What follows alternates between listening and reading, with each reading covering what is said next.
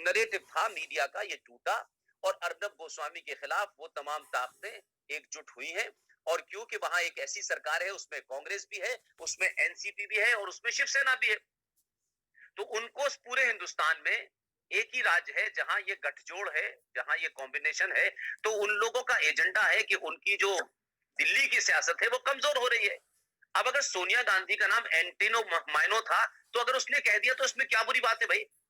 कौन सी बुरी बात हो गई? उसने कुछ नई बात तो नहीं कही है। तो अब लोगों को इतने टची बनाया गया है कि नहीं वो इसी नैरेटिव में जाने। अरे गांधी का मतलब गांधी जी से तुम्हारा कोई संबंध ही नहीं था, गांधी नाम आया कहां से? लेकिन आप उसको चलाए जा रहे हैं। तो आपने इन सवालों को लोगों को लगने लगा और उस पे विकिपीडिया पे जब लोग जाते हैं तो मिलता है। लिहाजा अर्नब गोस्वामी का सिर्फ इतना ही उसका बेचारे का जुर्म है कि वो इस देश में बने हुए इस्टेब्लिश जो एक तरीके का नैरेटिव था उसको तोड़ करके उसने नया नैरेटिव खड़ा कर दिया। तो आज वो मीडिया के तमाम सारे लोग जो पॉलिटिकल पार्टीज के अंदर लोगों को वजीर बनवाते थे, 50-50, 80-80 करोड़ के मकान लेते थे, बाहर विदेशों में जाते थे, वो नैरेटिव टूट करके जो कॉमन हिंदुस्तानी आज उसकी बात हो रही है, तो उस पर सवाल नहीं उठाना चाहिए। और हम जैसे लोगों की दिक्कत ये है कि हम ये पूछते हैं कि भाई ये मुल्क आपने सेकुलर बनाया, हमने कोई सवाल नहीं खड़ा किया। भाई जब ये भारत का आईन बना तब भी ये मुल्क सेकुलर था।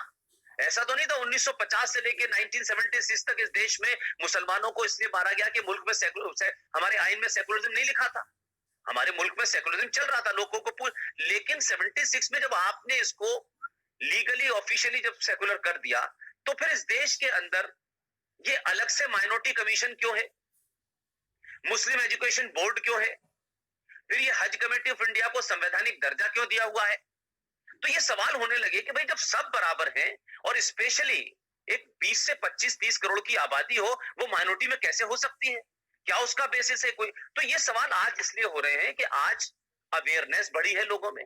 आज इस मुल्क के अंदर बहुत सारी चीजें हैं, लोग ये ढूंढते हैं कि आखिर इतना रिच मुल्क, ये कहा जाता है कि साहब दुनिया के सबसे एक जमाने सोने की चिड़िया था, तो सोने की चिड़िया था तो इसको लूटा किसने? तो लोग ये नहीं बताते कि बाबर आया था, औरंगजेब आया था, हुमायूं आया था, ये उनके नाम नहीं बताते। वो ऐसा लगता है कि सोने की चिड़िया पता नहीं कब था। तो भाई सोने की चिड़िया था तभी तो सोमनाथ लूटने आए थे आप। क्या मंदिरों की मूर्ति लेने आया था गौरी वहां पे? क्या मथुरा में मंदिरों को लूटने के मतलब क्या था? कोई ईंटें चाहिए थी, कोई मूर्ति चाहिए थी क्या उसको? क्योंकि उस जमाने में सारा पैसा लोग मंदिरों में रखा करते थे।